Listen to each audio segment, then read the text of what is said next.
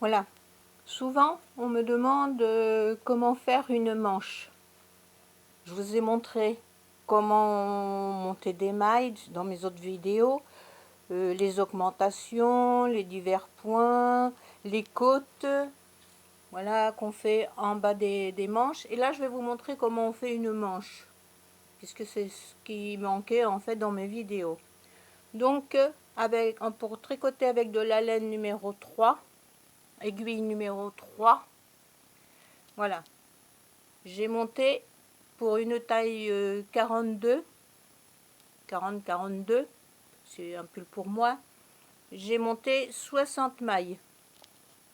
J'ai fait des côtes une, et ensuite, voilà, vous allez voir, j'ai augmenté de chaque côté de ma manche.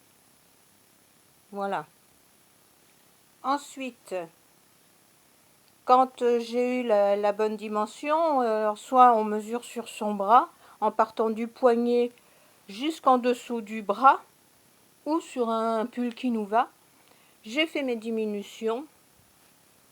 Donc, j'ai diminué 4, 3, 2 et ensuite 1, une maille. Voilà. Après, pour savoir où on va faire l'arrondi de la manche, je vous montre ça.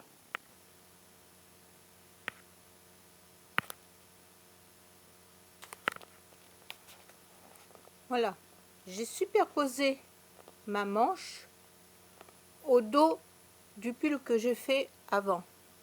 J'ai mis, alors, diminution, voilà, diminution de la manche avec diminution du dos, j'ai posé. Et là, pour faire mon arrondi, il faut que lorsque je replie ça, vous voyez, c'est beurre à beurre, c'est beurre à beurre. Lorsque je replie, il faut que ça arrive au milieu du travail. Là, je peux commencer mon arrondi. Je vais diminuer 3 mailles de chaque côté, ensuite 2 mailles de chaque côté et je vais arrêter le tout.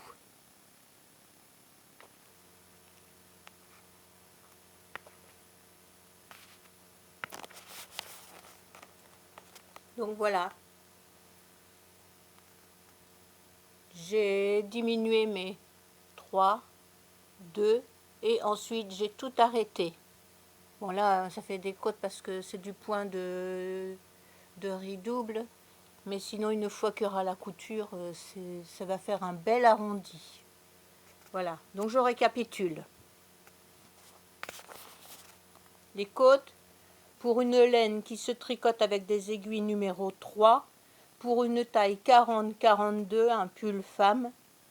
Voilà, j'ai mis 60 mailles dans les côtes. J'ai fait 20 rangs de côtes. Après, tous les 8 rangs, j'ai augmenté une maille de chaque côté. Arrivé en haut, j'ai, enfin, 8 rangs, j'ai obtenu 100 mailles pour faire ma manche. Voilà. Vous voyez.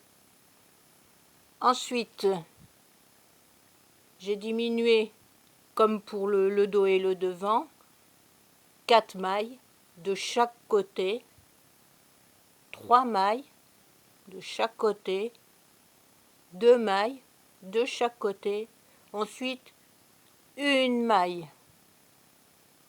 Et comme je vous l'ai montré, voilà, on superpose sur le dos, diminution avec diminution, et une fois, bon là c'est pas facile parce que je le fais d'une main, et une fois que nous arrivons, que lorsqu'on replie le dos et qu'on arrive à la moitié du travail, avant de faire les diminutions de l'arrondi, hein, on plie le reste du travail du dos. Et une fois qu'on arrive au milieu de la manche, enfin des mailles qui nous restent, on fait nos diminutions pour faire l'arrondi. 3, 2 et on arrête tout. Et on fait l'autre maille, l'autre manche, pareil. Voilà. Maintenant, vous avez toutes les armes pour faire vos manches, vos dos, vos... Par contre, il faut aller dans mes autres vidéos. Il faut commencer de la première à la dernière. Je vous souhaite bon courage. À la prochaine fois. Au revoir.